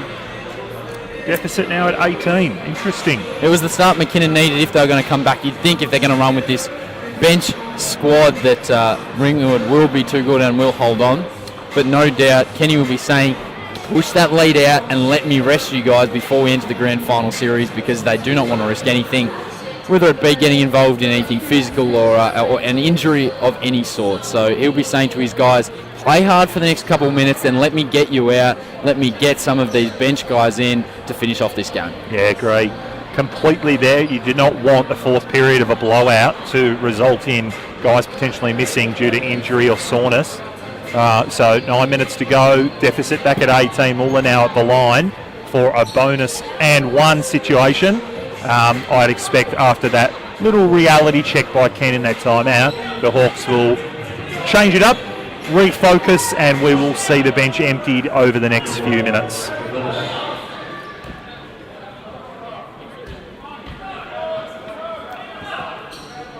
Free throw is good from Muller on that occasion. So we've got 9 minutes to play. It's a 17-point ball game, 75-58. And as we've said, a little bit of the energy sucked out of this arena after the dang altercation, as we see Gibson with the ball down low to Clark.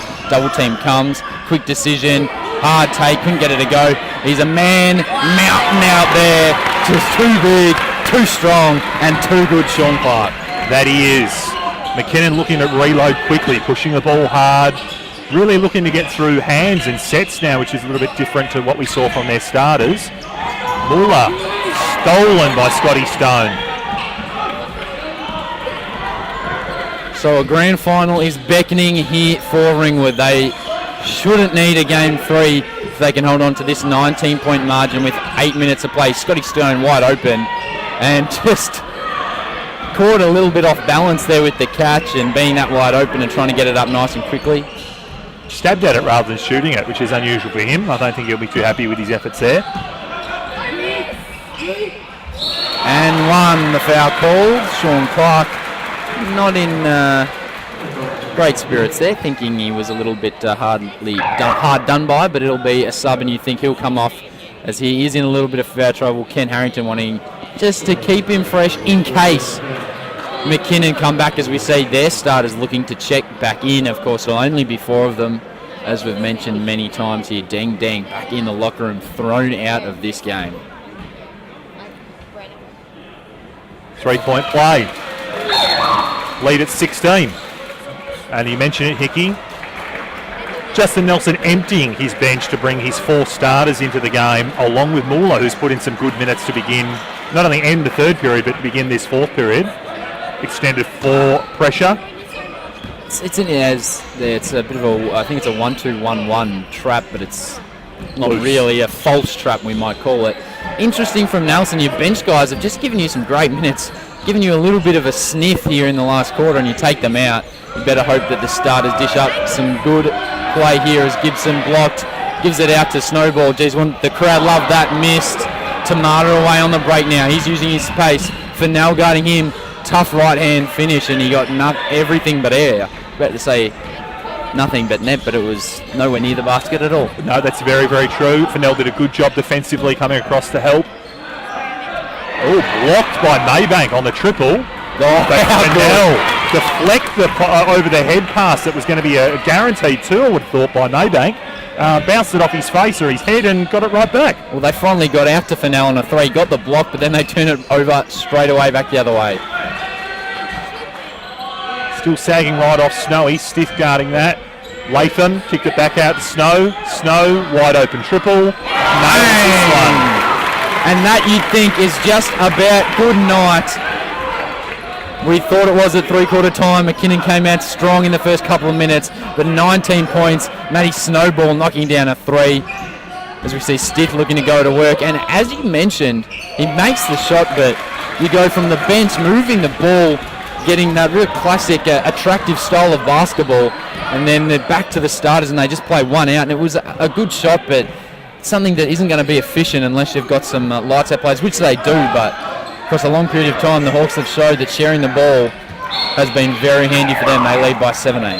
Deflected by Muller out of bounds as he denied Fennell on that low post cut. Scotty Stone taking a break as Truman checks back in. 17-point game in favour of the Hawks.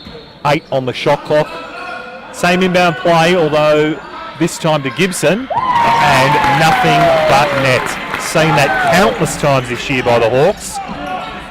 It's been a relatively quiet game from Gibson and Stone, as that's a firm foul. Latham actually probably making a good argument. You see this a bit in the NBA. I think a guy who's fallen off the radar a little bit, Timofey Mozgov, was always very good at it in his time with Cleveland. it's jumping straight up as a defender in your cylinder, which is allowed. So if a player's coming into you, you're allowed to contest if you are jumping straight up and down in your cylinder. And that's what Latham was arguing there, but he's called for the foul. As we see, Sean Clark not too pleased with the coaching staff on the bench. I don't think he wanted to check out earlier as the free throws made by Muller. Yeah, fair call. I think Trevor has an argument there, but nice three-point play by Muller. He's put some great minutes in here. Go back at Latham in the low post. Oh, very nice spin move, unable to finish. Pulls down the rebound, but unable to control it. McKinnon ball. 5:49. Look to reload again. We might have called it a little bit earlier. Just a slight worry in the air. There's still plenty of game time to pile some points on. That's a stiff no call. That sounded like a lot of risk, but they gave Truman the benefit of the doubt. Maybe payback for the Latham call. Tamata severely undersized there, and that was probably a hand in as well, so that one might have levelled it out. Quick flick off, not quite. Somehow he always ends up with the ball. Now off to Latham. That's got to be a foul, and one. And just when McKinnon looked like they're going to go back and threaten Ringwood, make a key basket and push that lead back out. Still very quiet in this place. Don't think we really expected the deficit to be this way at this point in the game. 18 points, Trevor Latham at the line, 5:21 remaining in this final term. He nails, back to 19. At what point, Hickey, does Ken empty the bench? It's an interesting one because, of course, you want to make sure of the result. You've got guys wanting to get their minutes out there, all that kind of thing.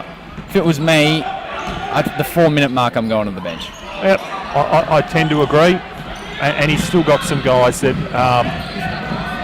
will be able to hold their own, there's absolutely no doubt. We talked about the depth of Ringwood's bench. We completely trust them to come into the game and finish strongly. If there was any sign that they wanted to hold the ball up, Gibson just had a wide open three. It was a little bit deep, but a wide open three, and could have easily just buried it and pulled up. And it's a jump ball. Gibson couldn't believe it. It's 19-point margin, but it still clearly means a lot to these guys. Yeah, it's about that respect, regaining what was lost maybe by the crowd, given the performance earlier. Great pull-up jump shot over Truman there by Maybank. And we should mention, as we tick down now at 4.5 minutes as this game looks to be over, Jermaine Maybank, this is the last game he's announced his retirement. If they do go on to lose, which it looks like they will, he has decided that he is going to stop playing, and instead, as we see Snowball miss, instead we'll head into the coaching ranks. But it's been an illustrious career, and he's finished on a high personally, individually. Not quite as a team, but he's been pretty impressive in game 1 and 2, giving his everything. As we see the 3, he couldn't go. And rebound was the term from Kenny Harrington. But Jermaine Maybank, a special player and a big V star and a little bit of a stalwart. Absolutely no doubt. Justin Nelson with the timeout. 4:05 to go, 85-68 in favour of the Hawks. 17-point deficit at this time. Checking in to the game Crosstown, and the Magic have been able to extend their lead with just over 4 minutes remaining in the third period. 58-43, 15 points in favour of the Magic.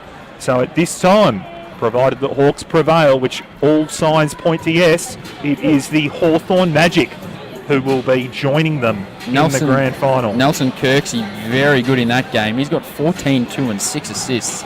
So an impressive start for him. Jordan Latham up to 12, and Jack Barry up to 10. So 3 Hawthorn players, 3 starters performing well there. And over on the other side, Ben Waldron, he's been around for a little bit. He's up to 11 points for the Wildcats.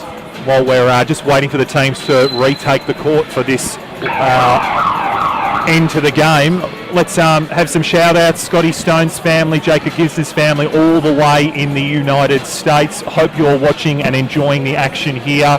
A shout-out to all of our past imports. You know who you are. We mention you all the time, the greats that have graced our club. Special mention to Mark, Michelle Sutton. I hope you're watching all the way from the UK. We look forward to seeing you back end of the year to celebrate another grand final series, I have no doubt. Very well put from you there, Russells. We see McKinnon now with the ball. Platnick looking to get some baskets here. Lovely right-hand finish. But you think it's just pedestrian at the moment. Surely Kenny Harrington goes to the bench, Ken. If there was ever a time, 15 points, 3:40 left in the game. So we see now Gibson, the three. He's been looking for that all night. He gets it.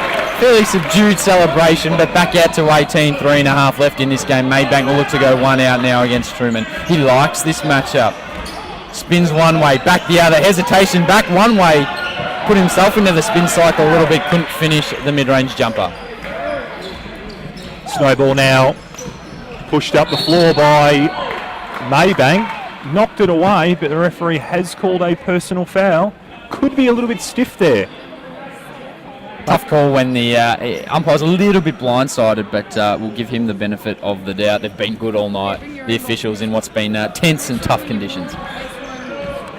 Very true. McKinnon pushing hard up on the perimeter, guarding the Hawks. They're looking to go at Gibson. Tamata trailing him hard.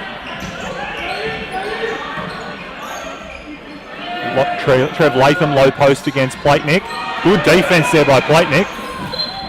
Justin Nelson with a bit of soccer skills. 7 seconds left on the clock for the Hawks sideline inbound. Just talking about the shot clock, I think, and no, they're all right. 7 on the shot clock. So 7, it'll be inbound play here for Ringwood.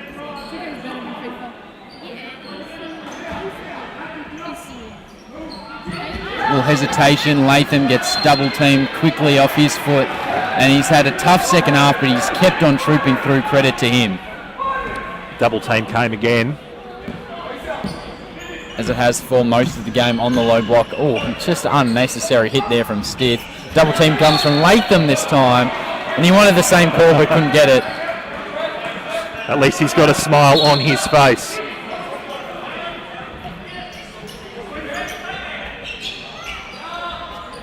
That's an interesting play there. A great shot from Stith, no doubt about that, buries the three. Would you think that jump catch is a travel? Because it just looks bad. It does, and it's exaggerated for a big man, but no, completely legal. Nice handoff there by, also should say bounce pass to Trev Latham, but unable to connect from Snowball's dime. Oh, okay, interesting. Maybank, nice scoop pass there to Platnick. 13 points. The Cougars have done a good job. Really good job. 4th personal foul. 4th team foul, so they're 1 away from the bonus. Back to that travel comment. It's one of those ones where if you 5 fouls, so Platnick's out of the game. My mistake there. A great season for Platnick, if it is to finish there here for McKinnon. A veteran of the league, and continues to dish out impressive output. It's one of those ones, if they have the ball before the jump, coaching then staff, it would be a trouble. Rob Roberts, sorry to interrupt you, Hickey, and Justin Nelson having a very long discussion about who they bring in. Very long discussion. Interesting. Well, I think technically by the rules you're allowed a minute. Is it, or something along those lines? I'd have to double check, to be honest, but referees completely okay with what they were doing. From the days where my old man used to coach me, he used to try and just take some time out of the game if there was somebody on 5, and he used to say to the refs, you get a minute. So I'm taking it off him. Who knows, he might have just been talking absolute rubbish, but I'll trust him as we see for now. Off the dribble, would have brought the house down. 13 points, so just for a second now, Laycock gets it back, little jumper, couldn't get it to go, probably an over the back foul for now with the rebound. No surprises who's strong enough to come away with the ball. Gets hit, it'll be Laycock for 2, back to 11 points with a minute 20. Up court pressure comes, it'll be a double, they foul, and now it'll be Snowy to the line to shoot 2. I think potentially a little bit of a make-up call for the earlier one. Possible, and the Hawks have struggled a little bit with full court pressure. Not only in this game, last game, and in previous games that I've been preview or even lucky enough to call. something that they'll no doubt talk about after the game and over the next week to ensure that their grand final counterpart cannot take advantage as other teams seem to have. And on that note, it looks like Hawthorn will be the team that gets through. They lead by 13, 28 seconds left in the third period over at Eltham High School. Maybank this way, that way, and the pass again was there. He's had that a couple times where the playmaking's been almost finding guys along the baseline, but just cannot quite make that pass and cannot quite execute.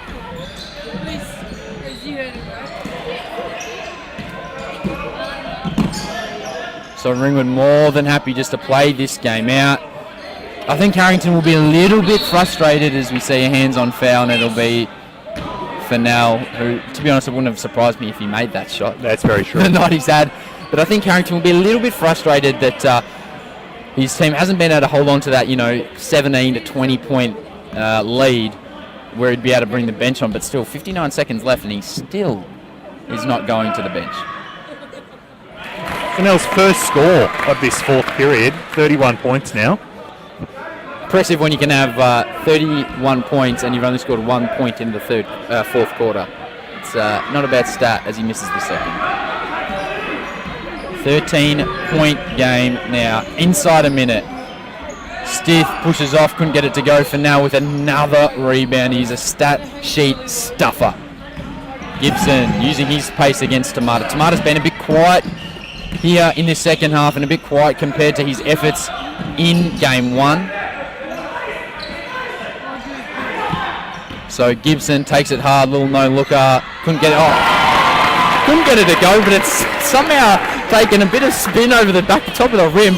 Looked like he was going to fall short by a long way, but he somehow managed to bury that. Don't quite know how. Maybank, probably might have extended for a dunk there, but not quite, as we see some players looking to, some fans starting to head to the doors, and would you believe it? The Guns staying out on the floor for Ringwood, but they have done it. They have won another semi-final, and now we'll look to go for the third championship in a row, would you believe it? And a touching moment here for Jermaine Maybank, who kneels down on the middle of the floor as that is the end to his career here. He's moving on to coaching, the end of his playing career. Jermaine Maybank just took a moment to himself in centre court in what was quite a touching moment for fans, not only of McKinnon but across the league. Not quite the ending he was hoping for, but he's had a good couple of games and plenty of respect shown to him by the Ringwood players and coaches. It is the Hawks, 92 to 79. They come away victors. They win the semi-final series 2-0. And the game lost some serious energy when Deng Deng was thrown out after stepping up at the referee. He now will go to the Sydney Kings as he's played a couple of pre-season games, and no doubt just be thinking about that as he makes his way north up to New South Wales about just how this season ended. But McKinnon, credit to them, an excellent season. Ringwood far too good on the night. Russell, how did you say it? Look, yeah, very well put, Hickey. We talked about it before the game. Who was it that needed to stand up for the Hawks to win, and who was it that needed to stand up for the Cougars to win? As Hickey shows me text messages that make me smile. The McKinnon Cougars, while they did a good job in the fourth period, it was Matthew Fennell that they were unable to shut down. Still contributing positively, obviously, with the depth of Ringwood, with a number of players standing up to do what they needed to get over the line. The foul trouble and I suppose emotion in the game, it just didn't play out for McKinnon as the way they might have hoped. They did a great job. They earned some serious respect in that final period effort. They've done an incredible job for it to only be a 13-point game on the final siren, 92-79 in favour of the Hawks. We'll quickly look through some stats and give you a wrap of those numbers. It was the second